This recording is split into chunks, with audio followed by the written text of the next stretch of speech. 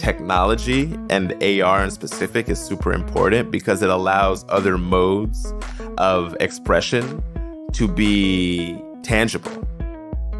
Hi, everyone. I'm Amy Devers, and this is Clever.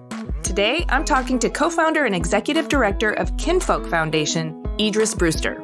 Idris is a Brooklyn-based artist, creative technologist, and educator who uses his technical and artistic expertise to disrupt traditional narratives through immersive experiences, all while empowering others to do the same. And Kinfolk is a trailblazing nonprofit digital and educational platform with a mission to bring Black and Brown narratives to the forefront through immersive augmented reality experiences. Idris co-founded the platform in 2017 as a means to bridge communities. Since inception, and with the support of the Mellon Foundation, it has changed how we learn about our historical heroes. Recognizing that school curriculum, cultural institutions, and monuments have systematically excluded BIPOC histories, through Kinfolk, Idris debuted the Monuments Project, which inserts hundreds of digital monuments into public spaces, so users can experience history come to life anywhere. Prior to Kinfolk, Idris studied both cognitive and computer sciences at Occidental College in Los Angeles, and then worked for Google, where he developed an educational program called Code Next, which exposes Black and Brown youth to the world of computer science, allowing them to have the tools to build their own future. As an artist, Idris focuses on blending technology and the material world as a means of creative expression, as well as socio-historical education. His creative expertise includes painting, augmented reality, 3D modeling, and hip-hop production and engineering. He's received several awards and recognitions for his work, including from Sundance Film Festival, Tribeca Film Festival, New Museum, iBeam, the United Nations, the Museum of Modern Art, and Forbes 30 Under 30. As you'll hear, among Idris' many talents is his ability to build bridges. With the sensitivity of an artist, the precision of an engineer, and the vision of an architect, he's designing community-based systems of archiving, educating, storytelling, and collaborating that effectively distributes, across the existing social and cultural divides, the tools and means of the building of collective memory. Hot damn, here's Idris.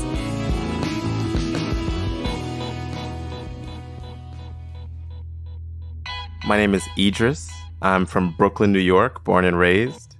I'm an artist and creative technologist, and I just want to create cool things that tell interesting stories in unique ways. So that's why I do what I do.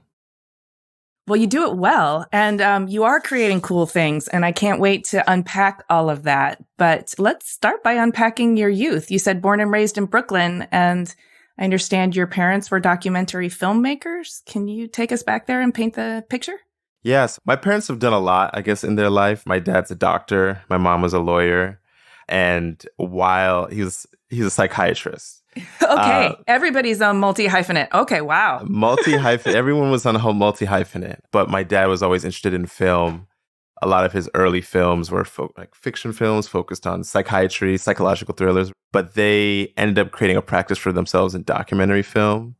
My mother's a human rights attorney, and so they started shifting the focus on telling stories around impact and diversity around the world. Yeah. And so one of the films that were around when I was born was called American Promise, and it followed my life from 5 years old in kindergarten through 12th grade at an elite private school called the Dalton School on the Upper East Side of New York. And the documentary focused on what it's like for people of color to go through an environment for that long, especially an environment that's not built for them like cells. It was predominantly white, upper class school. So the film really looked into the difficulties surrounding that. I mean, for myself, what that meant for me was that I was focused on otherness from a really young age, focused on to think about my place in the world in relationship to others. I was being interviewed at 5 years old around how I felt being the only Black kid in my class. And so thinking about race from a very early age caused me to be really critical as I grew up. How did it feel to be the subject of such a critical lens? And by subject, I mean the subject matter. Are you conscious of that, or was it just so sort of baked into your childhood that you aren't able to separate it? So I definitely wasn't conscious in the beginning. And I think it being my parents also had an effect on me because it was like, in the beginning, it felt like I was just talking to my parents. I think it was different for the other subject, Shayan, and how he felt because he was an outsider in terms of not his parents not making the film. Mm. But I mean, I was quite shy. And I think it was something that I wasn't always comfortable with, is being in the spotlight, especially when they would come and film at schools. It was something that I felt embarrassed about. Mm. And always having that feeling othered, but then having a documentary that highlights that otherness was something that was difficult for me to grasp, I guess. But as I started to grow older, it started to make a little bit more sense why this was being done. But there was still an aversiveness to this. I remember in high school when they would try to film us in school. And as I was leaving school after school, and I would like evade the cameras, I would try to like escape situations where I was being filmed. My parents hired a younger cinematographer to follow me to a party. And I didn't know at that point that the cinematographer was at the people like, yeah, there's this guy with a camera looking for you. And so they were trying to find ways to like document my life undercover because it was something that I guess I wasn't comfortable with. But after the film was released, I was doing on the speaking tours, seeing the impact face to face of the kids who had similar struggles to mine. Mm-hmm. It all was worth it in the end. Just the impact that the film had nationwide and on the globe was really astounding. I watched it in preparation for this interview. Yeah. So, and I certainly am more interested in hearing your reflection on the film than my commentary. So it was incredibly generous and intimate to share so much of such a formative time in your life. And I can, just from reading the YouTube comments and everything, I can sense how much of an impact it has had. And that act of willingly sharing your narrative so that other people can place themselves within it, can understand their own context a little better, is incredibly powerful and incredibly generous. And at times, like, the intimacy of the film was almost uncomfortable, but that's because it was so real. And so my hat's off to the filmmakers with that, and that it felt like no ego. It felt egoless. Yeah. It's pretty powerful. I definitely relate to the egoless aspect of it. And I think I never thought about it that way in terms of being egoless, but I think thinking about how I move through the world now is try to move without ego. And I can see that maybe that comes from a space of how I grew up, how I was raised, and that all played into how this film came about. The egoless aspects of it, because I know my father definitely made himself look worse in the film at points and was like trying to be really raw with his perception and like characterization of himself, because he knew that folks would resonate with that. Really leading with that authenticity was, I think, what was visible throughout the film. Yeah, I agree. And what a powerful example to, as parents. But also just, it made me feel like a teenager, and I could relate to, I don't know, the invasion of privacy, maybe, that you may have felt at times. Yeah. And I'm wondering, when you hit the teenage years and you need to start really carving out your own space and forging your own adult identity, how do you become a teenager when the watchful eye of your parents' camera is on you? And what was the flavor of your particular teenagerdom? And then the extra layer of having it being documented like that. How did you navigate that whole territory? Yeah, I mean, I think one of the, misconceptions when folks watch the film is that is my whole life. And there were a lot of aspects that weren't covered. And folks think that it was filming every day. It was a couple times a month, maybe, at best. If there was an important life event, of course, that would be documented more stringently. But it was pretty open. And so I think it's not like my life growing up was like, oh, there's this camera always around me. Mm-hmm. It was something that, being filmed from such an early age, I was used to. I was very open and authentic with cameras from 5 years old and earlier. And so that's something that I even carry through now when I'm speaking to folks and talking, like I'm just myself. And there's nothing that not that I don't have a filter, but I'm okay being authentic in environments where other people might feel anxious or self-conscious. And that's not to say I don't feel those things. For me, it didn't capture a lot of myself. Like, it didn't capture It showed some basketball, but basketball was a huge part of my life. I was playing very competitive basketball, going to national tournaments from a really young age.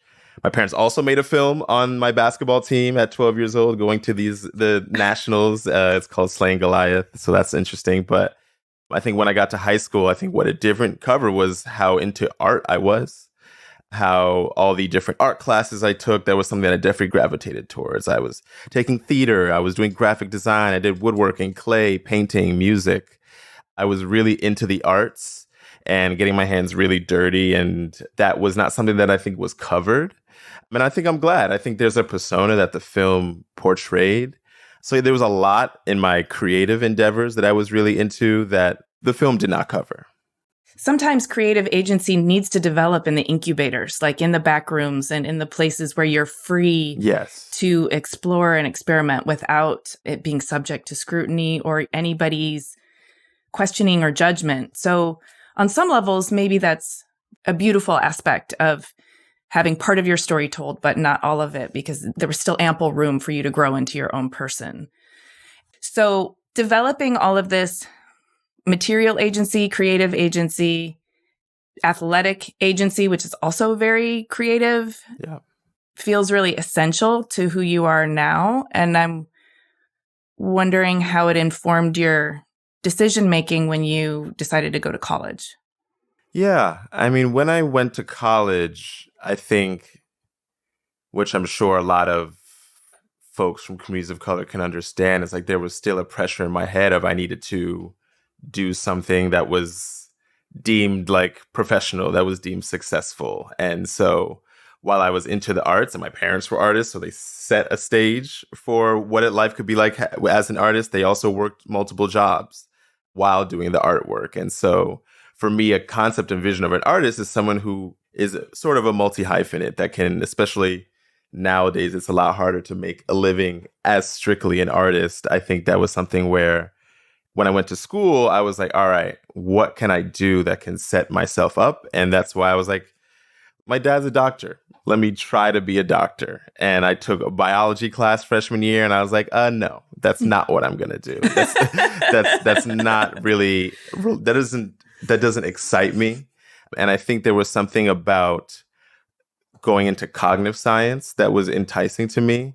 Thinking about the mind, I really focused on emotions and emotional processing. And I think that related to art, that relates to storytelling. I did computer science because I think that was a burgeoning industry that I was interested in, but I wasn't really interested in the ways that other folks were. I think a lot of people went on to become engineers at tech companies and things of that nature. But for me, it was, which is why I proudly say creative technologist. It was using this in a creative way, one that's also a critical way, I think was extremely important. So while I went to school, I did cognitive science and computer science with a concentration in artificial intelligence. I was also getting very interested in music and very interested in sound. I'm a hip hop producer. And so were things were burgeoning at the same time. But what really opened the door for me was I wrote a grant for my senior year to get a Oculus DK2, which is the development kit, the second development kit for the Oculus VR headset. Mm-hmm. That was a headset that wasn't out at the time. It wasn't available to the public. And so I was able to get my hands on it early, which is really set me off. It's like, oh, wait, technology can combine art. It can combine storytelling. It can combine sound. It's a way that I can combine my interest. And I think that's my forever pursuit right now, is how I can combine the disparate areas that I'm interested in into one sort of medium, which I'm still struggling with till today. I need to ask you about this grant. What year was it? 2015. It was a grant for my school with my school. My school was able to purchase a desktop computer for me as well as the Oculus headset. Okay. And so in that, I did my senior thesis, which was studying emotional processing within a VR environment. So I put people through scary VR experiences, happy VR experiences. And so that really set myself up into thinking that immersive art, immersive media is something I can really get my hands on moving forward. So that was really the start of me. It's not doing so many different things, but figuring out maybe a way to combine them. That makes perfect sense now that I understand. And where do you think your need to do all this emotional processing comes from? That's a deep question. I think it's a need for me to understand myself and others. I think art is a way for me to express and learn about myself. I think it's also a way for me to express and learn about my culture. I think what I like to say I'm moving towards is a place of like a research-based artistic practice. Yeah, it's a way to explore my own feelings, especially when I'm getting into painting and sound. That's my area of expression that I really covet, that I don't share a lot, and that I'm really protective about, which goes back to our previous conversation about protecting that creative space. Yeah. Understanding how others resonate also helps you understand your own self. Yeah. And so there's this kind of gaze or mirror that, when done in a way that is not exploitative, but is generative, can be really mutually enlightening. I agree with that. I know in the documentary you were described as a sensitive kid, and it means that you were able to pick up on impressions, like a lot of impressions on everything around you, like the emotional weather or topography of a space. It seemed like you were kind of cognizant of, even if you didn't know what it meant or how to process it. And yeah, that's a good point. When you're kind of more empathic than other people are around you, sometimes you need to study them in order to understand yourself, because they haven't been able to reflect it back to you.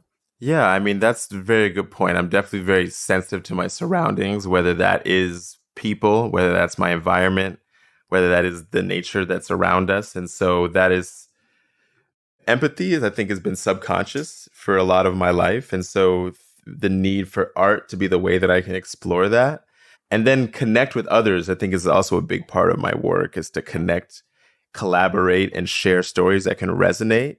And a part of that is understanding how people are interpreting, reacting, engaging. Yeah. Yeah, I think that's a great way to put it. Yeah. So you double majored then in cognitive science and computer science, right? Yeah. And this felt like a good combination because you could filter your art practice through all of this. When you graduated, what was the plan? Yeah, you're positioning me as someone who was thinking very far out when I don't think that was how I was.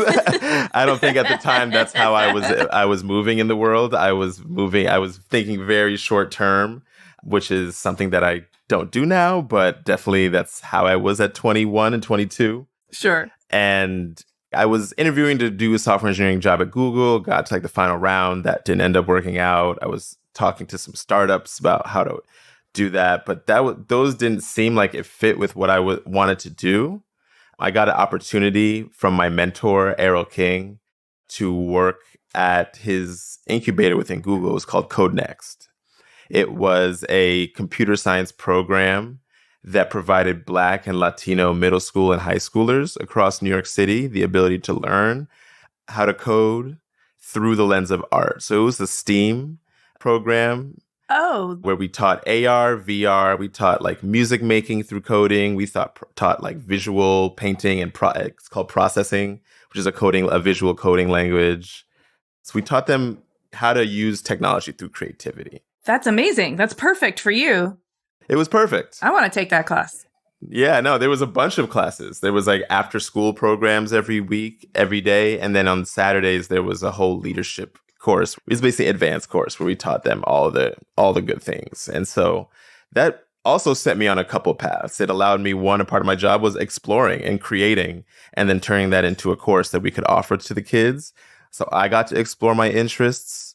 It also got me on a path of education, teaching, empowering youth through technology and showing them that there's other outlets. Like a lot of folks times in computer science education, folks are thinking, hey, if I'm not like this super math genius who can code programs on their own that are like very rote, numerically based and not quote unquote creative, that seemed like the path for a lot of folks. And so this was a way to expose them like, hey, you can create art.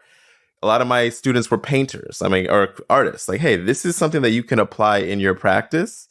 Some of them turn into UX UI designers now because they're using their same artistic skills, but in a way that is related to technology. And so it got me on a path of really thinking critically about what is the role of technology in our society moving forward? The digital divide is something that is really real. Folks don't have access to the technologies in communities of color as much as they should. And so again, that's from here on out, I started to then think really critically about the role of technology in our society, especially who's getting left behind, and the work that is necessary to close that gap. I wonder if, you could spend a couple of minutes just talking about the digital divide and the work that you think needs to be done to close it, if you have thoughts at the top of your head about that. Yeah, I do. There's definitely more logistical answers than others. I think the most important thing is how can we get these technologies into the hands of folks? How do we make folks creators? I think a lot of times Black and brown folks are a lot of the consumers of these technologies. I think Black and brown folks generate a lot of the use cases and generate a lot of culture for these platforms. I mean, Black Twitter is a huge thing. Mm-hmm. And it's a lot of the reason that makes Twitter engaging for people. And that's a thing of where, hey, we are active consumers and content creators. And so how can we also be in the room when we're building these platforms? How can we provide more avenues for folks to think of computer science as something that relates to them? Because that's a lot of the issue. People like myself didn't view computer science as something they wanted to do. I was privileged to go to a great high school at Dalton. I didn't take a single computer science class. That we were offering that throughout high school. I didn't take it because I was like, that's not for me. That's not something I want to do. And there were very few Black folks who took computer science in my high school. And so there's a narrative issue around how can this relate? How can this be more fun? And so I think that's one part of it is how can we make this more relatable? But then also the inroads need to be in existence for folks to be able to learn and know about these things in schools. Right. So that's one of many, but that's some of the first steps. No, yeah, thank you for sharing that. It's cultural infrastructure as well as logistic actual infrastructure, and it's also perception and the cultural narrative. Yeah. That this isn't a crowd that you belong in, and it's also not an avenue that is going to be receptive to you. Is that kind of what you're saying? Yeah, that is, but it is not an avenue that's going to be receptive to a lot of folks, and so that's why at Google we had to create our own spaces. We got to change the avenue.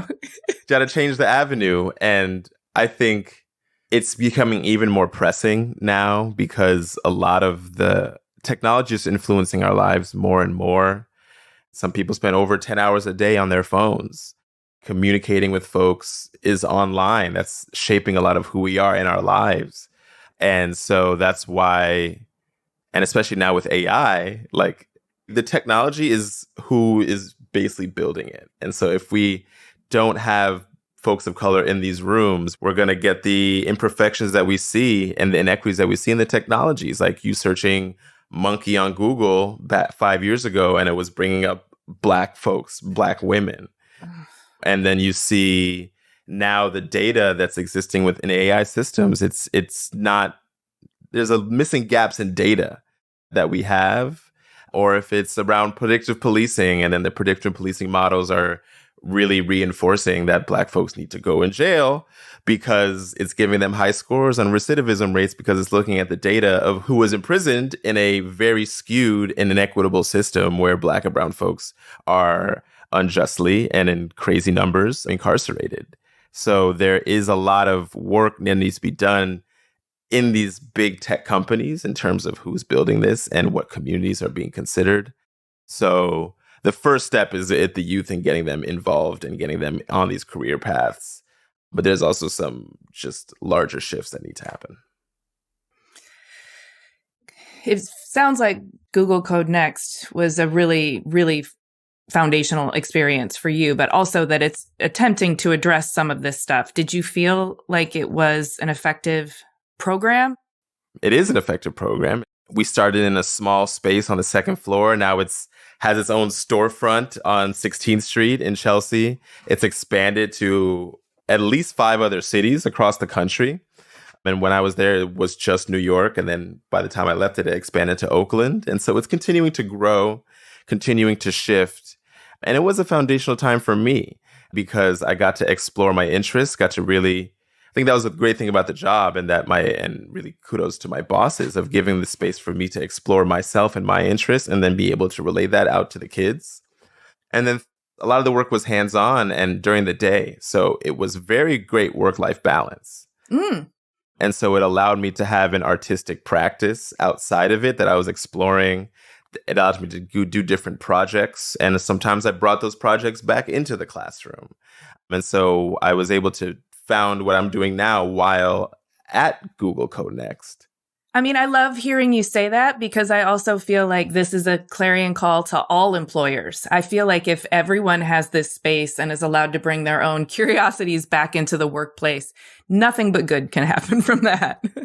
Yeah, 100%. My directive sometimes would be like, explore machine learning. And then what you figure out, find a way to envelop that into the courses. I was giving ideas for courses. It was a generative time for me to, again, research, explore, and experiment that I'm just forever grateful for. You founded what you're doing now while you had the opportunity to do all of this artistic practice and research on your own. So can you talk about the path from CodeNext to Kinfolk Foundation? What did that look like? That was a journey. As I said, while I was at CodeNext, I was always doing artistic projects, whether that was exploring generative art, making albums with folks in music, and then another one was exploring AR projects. And I'd never really built AR before. It was always VR. But in 2017, there was, I guess, a national reckoning in terms of like our memory and our monuments and our public spaces. So like from 2015 onwards, there was at least like 400 monuments that have been taken down in our country, Confederate monuments. But before 2015, till the beginning of our country, only around five had ever been taken down. Wow. And so it was clear that moment was, the public was critically thinking about this issue and taking action on it. And so one of the important action moments was in New York, when Mayor de Blasio in 2017 was reconsidering what to do with the Christopher Columbus monument. This was a monument that was not a landmark at this moment in time, and they were voting on whether this should be a landmark, whether we should take it down, or whether we should add context around the monument. Mm-hmm. And so I got together with a friend of mine, Glenn, who was my partner at the time, and we were like, let's start to do actions around this. And so there was activism campaigns to garner support for the removal of this monument. And in order to do that, we tried to build AR experiences that would tell the true story of Christopher Columbus. And so I learned how to code AR and made a prototype. And we got artists to create these physical paintings. And when you pointed the app at the paintings would come to life. And these paintings were telling stories around Christopher Columbus. And so we'd bring these easels and these canvases to Columbus Circle, to other places around the city. And we start to have these demonstrations. And that was sort of the beginning of like, hey, what is this new form of activism? How can technology, art play a role in an advocacy campaigns? So that's what we started to do at that moment in time to explore this new medium. And I would also bring this back to the classroom, show the kids what we were doing. So it was a full circle for me to be able to do something outside that helped me strengthen my role as a leader towards the students, to show them there are creative paths where you can make this a reality. So yeah, I mean, I just think that's so powerful because I think one of the things that you talk about frequently is radical imagination and being able to not just imagine a future, but then maybe build a prototype or a rendering or an example of what that is so that other people can get on board with your imagination. And from there, you can change hearts and minds and build it collectively. And I'm kind of paraphrasing a lot of things that I hear you say, but I wholeheartedly espouse, when you know how to go from zero to something, Like, I know how to build it, but the hardest part along that journey is getting the collective buy-in that you need. Yeah. And so what you're doing is so beautiful and so brilliant because you're inviting other people into the space to see what it could be and to resonate with it like they would with art, like they would with information, like they would with connecting to that missing piece that you were talking about. Yeah. So I just get so very excited when I learn about what you're doing. And I think this is actually a really beautiful origin story that's born of your artistic expression, but your activism and also education. And so seeing it all gel together in Kinfolk Foundation is, I mean, it's just growth. It's like when something organic grows into what it's supposed to be, it feels like that. Doesn't it feel so natural to you? It does. No, it feels natural, feels good. And I think one of the things is not trying to be perfect, like trying to build something and show that off while it's being built. Like it was never the perfect app. I was never like the best super coder, but we built something and got it out there fast and started showing people. And it started garnering support, even though it's not this fully fledged perfect app. It was something that people could grasp on and relate to, and the stories could carry it through. And so after we were doing these demonstrations, of course, they decided to make it a landmark. So the Christopher Columbus Monument stayed in its form. But we realized that we had a tool that could help folks radically reimagine their spaces and reimagine our history and our stories. And the tech not being associated with any legacy institutions is a medium and a platform for folks that empowers them to tell these stories. Because I know this inspired by Pokemon Go, which is an app where you could go around the city and catch different Pokemon in different location-based areas. So it was the first real big location-based augmented reality app. We were like, well, if we could do that with Pokemon, why can't we do that with our stories? Why can't people place their stories in spaces across this country? And so we ended up applying to 2 residencies, one at the New Museum called New Ink, and the other one at I-Beam. We ended up getting them both in 2018, which then I left my job at Google on a whim. Like, it was definitely a risk and a leap, but I left my job, and then we were able to figure out what this could become in the context of art residencies. So it was really the artistic based approach to how this technology could grow was really great. Got a large community of art and tech supporters that was able to push this through. After that, we got a couple other grants that really was like, all right, this can be a thing. Now we'll be able to pay ourselves a marginal salary, but it was starting to become something where this can be something big. We brought on another co-founder, Micah Milner, who was a 3D art genius, who then took our platform from something where we were building 2D artworks to now he can build a lot of 3D monuments. And this was really the beginning of now we have 3D art in our platform. Because as a digital artist or an artist, I'm abstract. Sometimes I use a lot of generative art and very 2D. And so getting someone with the skills to really perfectly recreate anything they want in the digital space really pushed our capabilities to the next level. And even though COVID hit and we weren't able to really realize our dream at this point in time of doing an app that releases in public spaces, we released it in 2021 as an app that people could bring into their own home. They could place these monuments in their spaces, basically create a gallery of monuments within their home. And a lot of the folks that gravitated to that were teachers. So it was interesting. We built this art platform for history, and then teachers are the ones gravitating to it because they can bring this history into their classes on Zoom, digital learning. And so we were always really open about what we were building and the directions that we could go. But it was a really exciting time. It's been developing, and we've let it develop on a really natural course. And the idea is still always leading us. We try not to have too many preconceived notions about where it could go. That's a beautiful way to allow the organization to evolve organically and to keep the creative spirit at the center of it. How would you describe Kinfolk Foundation to somebody who hasn't heard of it before? Like, what's the elevator synopsis? Elevator synopsis is Kinfolk is a digital archive that is using emerging technology like augmented reality to visualize our history in new ways that is led by community. And so we basically think of it as digital sculptures. We create digital sculptures, and those sculptures can be activated in place-based ways. We want to close the gap in terms of how many monuments are representing Black and brown folks in the country. There's over 48,000 monuments in general, 48,175 around there. But there's only around 200 or so monuments towards Black and brown folks. And so there's a large disparity. Mm-hmm. And we can't close that gap with physical monuments. And so these digital monuments are a way to reimagine our public spaces.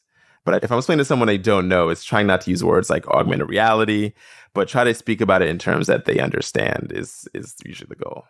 Well, I've heard you talk about it in ways that are more storyteller based, that are maybe a little bit more about the narratives that you're foregrounding and the importance of that.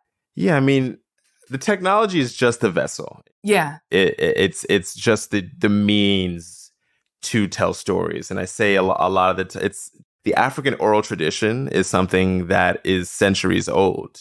Black communities have always been telling our stories through means that aren't just writing or aren't just text. That is so often deemed a Eurocentric way to really record culture, to record history, where the primary mode of that for Black communities has always been orally. It's been through culture. It's been through movement. It's been through dance. It's been through art. It's been through expression. Yeah. And it's always tough when the modus operandi for society is to operate on a text and written based culture, where these other really interesting forms of expression always get pushed to the wayside. And so that's where I feel like technology and AR in specific is super important, because it allows other modes of expression to be tangible. We can record oral histories, place it on the platform. We can create these sculptures that are made by artists that really tell history in an experiential way. We can capture animations of dancers dancing and place that in, and folks can bring that into their space. And so it's really a multi-hyphenate way to experience history. Mm-hmm. And I feel like that's a lot of times what folks are missing, especially in schools, is that engaging way.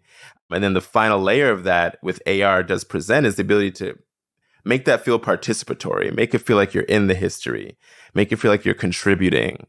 And so the immersive aspect of it is that engaging factor. It makes it more of a experience that feels real. It's an app that brings you also closer to your physical spaces and your natural environment, whereas a lot of technology is bringing you away from that. It's aiming to isolate you. And so this is a tool that can bring folks together in a way that prioritizes reality. Ooh, I like that you said that. Prioritizing reality, even though you're augmenting it with extra context. But you're creating a immersive experience that can be shared.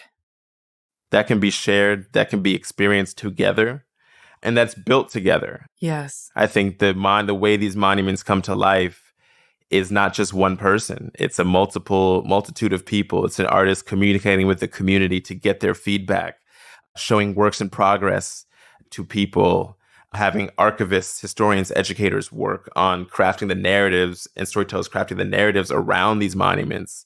There's multiple moving parts to this, and it's really a community effort, which is why I think, that teamwork and that collaboration is also extremely important to have people feel stewardship over these things. A lot of times monuments plop in a neighborhood without, one, the community being talked to around what this is going to be, and two, they're not really involved in the process of what it's going to look like. And there's have times when cities have tried to do that.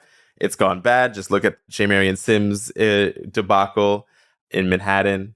But that's the important part as well, is getting them into the process. Well, and I'm a firm believer in the transfer of energy. If you imbue the very origin of everything that you're doing with community, then it can't help but foster community because it's baked into its energetic, DNA. So Kinfolk has had some major milestones since founding in, 2017 that you officially founded Kinfolk Foundation? It was incorporated in 2018, but we started in 2017. So you were part of the Tribeca Film Festival with a walking tour of work that you called Black Lands, which were Black enclaves that you created augmented reality around. You were featured in a MoMA exhibition called New York New Publics, which is super exciting. And I understand that the culturally responsive pedagogy, the curriculum, is a huge piece of this because it's being deployed in classrooms all over. And it's such a powerful way to tell these stories because they're both engaging and entertaining, but they're not marketed as an entertainment product, even though they are entertaining enough to be. Yeah. So, but because there's like a real pedagogical agenda here, it also makes the content very trustworthy, which entertainment isn't always. You're not sure what's fictionalized. You're not sure what's biased. But because this feels like archival material, I can tell the content's been vetted in a way that is meant to be historically accurate, even if it is the history that's been erased. Yeah. I mean, our goal is to repair our historical memory, repair our collective consciousness, and fill it in with the stories that have not been told in the mainstream. And so I think we are at an intersection with like building an entertainment product or building experiential works. And even though we are in classrooms, it's always an art-based approach in classrooms. We're asking kids to be designers, asking kids to think critically about their history and how do they turn that. What does your monuments look like? And so it's really the curriculum is focused on in bringing kids into the ethos of Kinfolk as creators and designers of their own futures. And so I think it's important to talk about the facts of history, but for us, it's a melding of that past, present, and future. The speculative is just as important as the facts of the past. And there's a way to meld them. I think Saidiya Hartman talks about critical fabulation, which means that there's these gaps in history and the data and the facts sometimes aren't there. And so that's where art speculation is really useful. The job of the artist is to fill in those gaps and tell those stories. And so for me, I always like, all right, this platform Kinfolk can be a driver of critical fabulation, but bring that not just to artists, but bring that to our communities in general. And so it's been really exciting that work has been noticed and spread to a bunch of different areas. The Mellon Foundation grant that we got in 2022 really allowed us to think about this on a larger scale. Before then, we were focused in New York, still really building ways to bring this into your own space. But that grant, which was the largest amount that we've really ever received, it really was like, all right, wait, our dreams we can actually make them happen. And so we then started to focus on, hey, this Pokemon Go idea, well, some people call us Wokemon Go, but this Wokemon Go idea can really be a thing. How do we move towards that? And so we then, in 2022, started to spread to 6 different cities. We were in New Orleans, Philadelphia, Alabama, New York, and Los Angeles, as well as Miami, trying to think about how do we spread a hyper-local, artistic-based experience, but then have national reach. And so it was really exciting to be included in the MoMA show. That was also a turning point for us.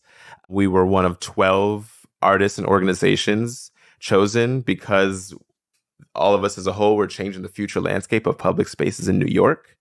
We got to really create the exhibition we wanted, which was me saying, all right, let's go. How do we, again, blend nature, blend our reality with the technology, and then bring that into the museum? And so we sourced these 300-year-old trees and turned them into beautiful pedestals. We made cutouts of these trees, made 3 pedestals. And when you had the app, you could point that camera at these pedestals and the monuments would grow out of those pedestals. And so when you see it, it's like these 3 trees there. It's like, what is going on? But then there's iPads there that have the digital space, have the digital monuments activated. And then if you download the app, you can have them grow out of it. And so I think that's really the ethos of how I'm trying to move throughout this world. It's like, how do we continue to make nature and our real world come into conversation, and a medium like augmented reality, which can recognize your real world and augment that, is the perfect technological tool to really blend the material world with what is the materiality of this technology that we're working with. And so we did the same thing with Black lands. We were already working on 3 monuments around Black enclaves with 3 existing communities in New York. And for that, we made a little bit of an altar space that we filled it with dirt, rocks, a bunch of different fragrances. And then when you had the iPads, that was able to let these stories grow from out of the grounds. But the interesting thing about Tribeca that we did for the first time was we did really first-person narrations, like first-person monologues from these historical figures. So there's a whole spatial audio component as well, that as you walked around the experience, wow, sonically you were in the 1800s with horse carriages coming by or water streams coming by, or you were at the dock on Wall Street with Manuel de Guerra and Land of the Blacks, who was giving a speech. And so it was really fun to, how do we immerse folks in this space, let them time travel back in history. And so that's something that we're continually looking to do at these installations. And we're just exemplified the immersiveness of the work that we were trying to bring to life. That sounds intense and wonderful and amazing and kind of awe-inspiring. And that's the direction you'd say you're continue to involve in a lot of these like in-person events and activations and walking tours that sort of bring people together out in real life, as opposed to I know I can download the app and put a monument in my living room, but where is Kinfolk Foundation evolving into, do you think? Like, what's the direction you're pushing into? That is a question we're still really examining and answering, but what I've come to the conclusion on is that, how can we use this medium the best? What new can we bring to the world? And there are plenty of apps that you can bring these experiences into your own home. But what doesn't exist is really a cultural platform that allows us to augment our spaces with our heritage, our history, our memory. How can we enable memory builders across the country to reach larger audiences, to have more engaging activations? I mean, creative placemaking is something that has happened forever. And this is a new way. I think this layer that exists across the world that honestly, I think is going to be a large part of the future. Mm-hmm. Like, we don't even know 30 years, we will have glasses that can augment our spaces. And so how can we make sure that our lives are prioritized into that future? That's the focus of us building what we're building right now. And so I think the location-based aspect is super important and probably where we are going to focus. How can we create as many experiences as we can? How do we're partnering with a lot of museums and institutions who really want to do this work, don't have the capability to create walking tours or digital public art themselves. And so we're lending hands to institutions who are aligned with our mission to really build this out. Like, one example is the Stonewall National Monument is opening up a visitor center in the end of June, in a couple weeks. And so we're collaborating with the artists Tourmaline and Beehawk Snipes to create basically a digital altar. It's a monument, but it's an altar to Stonewall, specifically the Mothers of Star, which is Marsha P. Johnson and Sylvia Rivera. And so that is one exciting example of a institution that's really interested in this new form. And we're helping them bring that to life in new ways. And so that's definitely installations, walking tours, working with historical sites, but then also focusing on ways that we can do it ourselves to collaborate with communities and artists for them to bring that to life. I think in a couple years, we envision a space where people can upload their own monuments, tag their own histories around the country. And so that's where we want to move to. Man, I just got goosebumps talking about the Stonewall altar. And this vision of the future is truly optimistic and exciting. And I feel really hopeful talking to you. It's really great. Yeah, hopefully. I think there's a lot that needs to be worked out, but I think it is a vision that people can unite around. And it's important that we do this together because we can't really do this alone. And there's a ability to unite a bunch of people. Like so many people are doing brilliant work across the country in different ways when it relates to our history and our memory.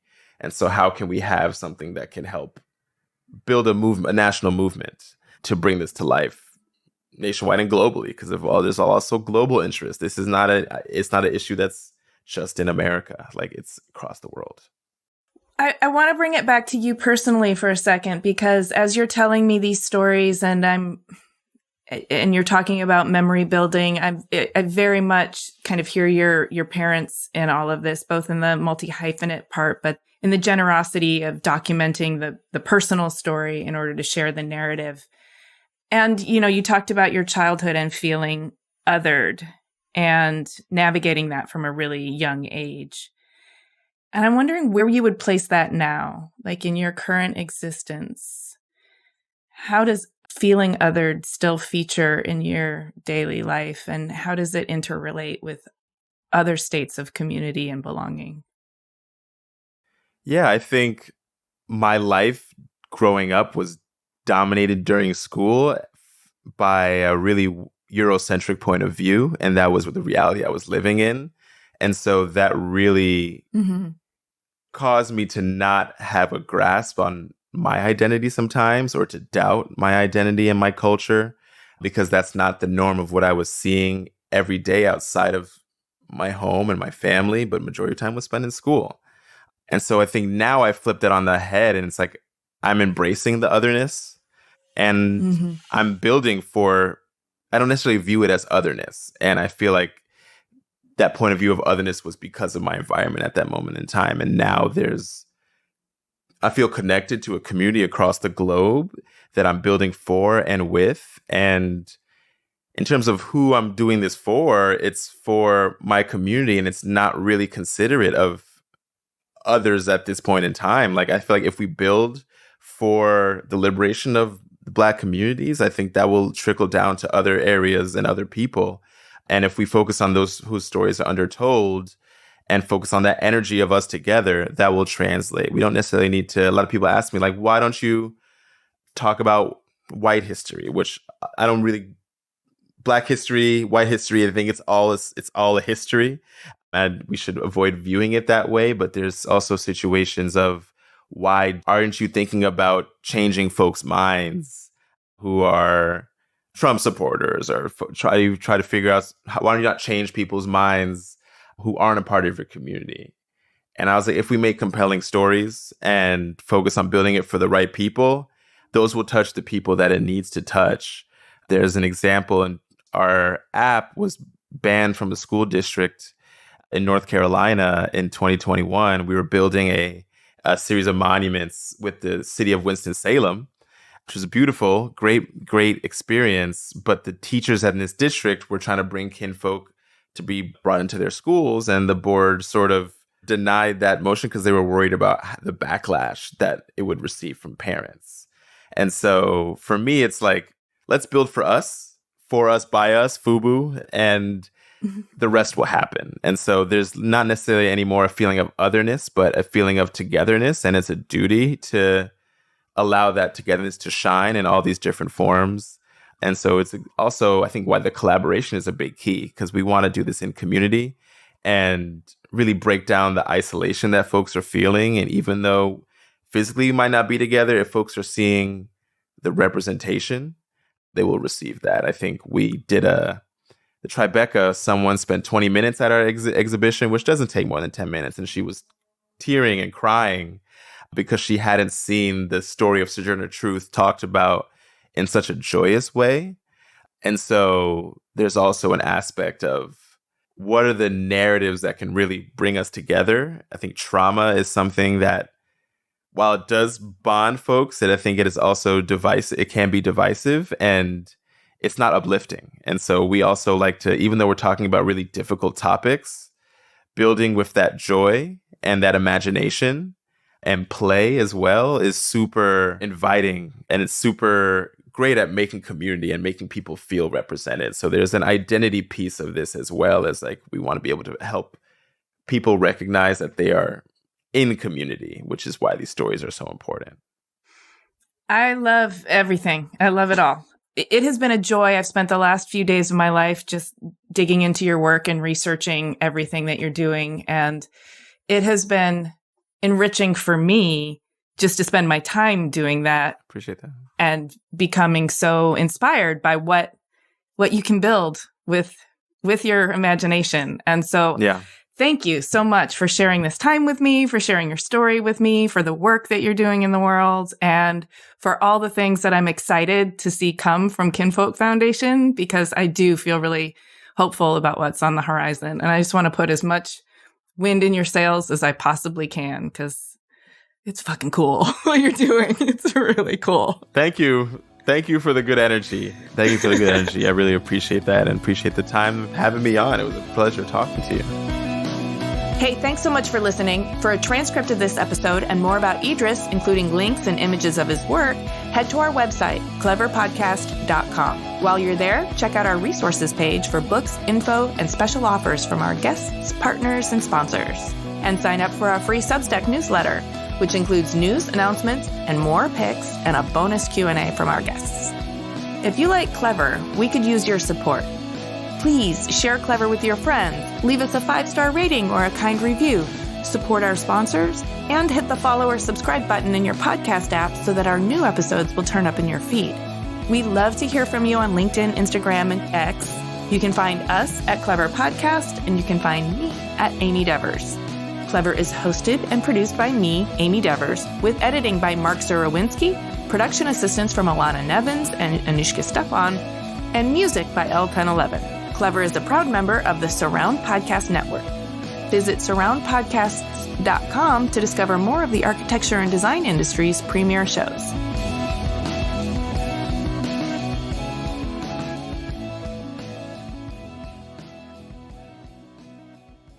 And I took a biology class freshman year, and I was like, no, that's not what I'm going to do.